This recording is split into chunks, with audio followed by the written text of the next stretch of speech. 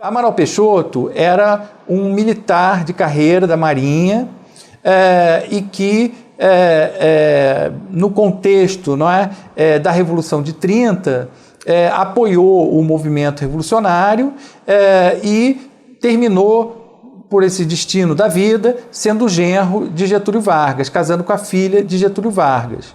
E isso, naturalmente, ajudou muito a ele a se afirmar na política. Por essa ligação com o Getúlio Vargas, ele terminou sendo interventor do antigo Estado do Rio. Nesse período em que ele foi interventor, no fim dos anos 30 e nos anos 40, início dos anos 40, ele consolidou a sua liderança política. Ele é fundamental na transição do Estado autoritário para o regime liberal, em 45, e se torna uma liderança política importante, porque ele vira o presidente do partido mais importante da política na época, e ele depois, então, volta, nos anos 50, ao governo fluminense, como governador já nesse momento. E ele afirma, então, nesse momento, não só a sua capacidade de liderança política, como tinha sido nos anos 30, 40, no contexto do Estado autoritário, mas agora no contexto democrático. Ele foi uma liderança política que soube atravessar os regimes políticos. Ele foi importante para a história fluminense, tanto no período do autoritarismo, quanto no período depois da democracia liberal. E ele conseguiu combinar muito bem as suas bases políticas regionais com a capacidade dele participar da política nacional. E ele foi importante também depois de 64, depois do golpe militar. Ele foi do partido de oposição, do MDB, foi senador fluminense e ele teve posições sempre muito importantes e foi um personagem influente no momento da fusão. Inclusive, ele foi um crítico da fusão. E ele, como líder do PSD, ele se tornou um personagem muito popular. Talvez a gente pudesse dizer que ele traduz aquela imagem do político da era populista. As pessoas tinham verdadeira adoração pelo Amaral Peixoto.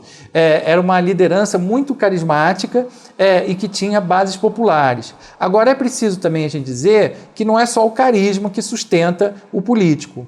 Ele foi um homem com grande capacidade de compreensão da política, de construir articulações políticas, de mobilizar gente, de mobilizar os sindicatos, de mobilizar a sociedade civil organizada, mobilizar naturalmente as classes dirigentes, mas ele também foi um líder da administração pública. Ele construiu muitas estradas, o governo dele, até hoje, talvez, o mapa rodoviário do Estado do Rio está muito associado às obras, ao legado de Amaral Peixoto.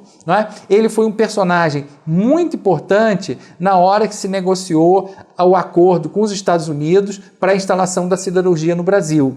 Ele conseguiu trazer a siderurgia para Volta Redonda e garantir que, no Estado do Rio, a renovação da indústria no Brasil acontecesse a partir dos anos 40. Assim como ele também garantiu, pela sua influência junto ao presidente da República, Getúlio Vargas, garantiu instalar a Álcalis, que era a grande empresa no norte fluminense, na região dos lagos, em Arraial do Cabo, que foi uma indústria também de ponta para a sua época. Então, através da siderurgia, da Companhia Siderúrgica Nacional e de Álcalis, ele conseguiu renovar não só as relações do Rio de Janeiro com o minério, mas também a renovar as salinas, porque a matéria-prima do trabalho de Álcalis era o sal. Então, ele conseguiu mobilizar as tradições econômicas do Estado do Rio para essa renovação da indústria, além depois de ter sido um personagem importante no contexto do Petróleo é Nosso, que depois também se tornou uma dos pilares da economia fluminense nos dias de hoje. A caracterização dele como popular não é só porque ele era um homem que tinha carisma, é porque também ele tinha um programa de governo que conseguiu se traduzir no atendimento a demandas populares. E é preciso também acrescentar que tudo isso foi feito dentro de um programa que a gente tem a certeza de que não foi uma coisa intuitiva, aleatória, de uma liderança assim, espontânea.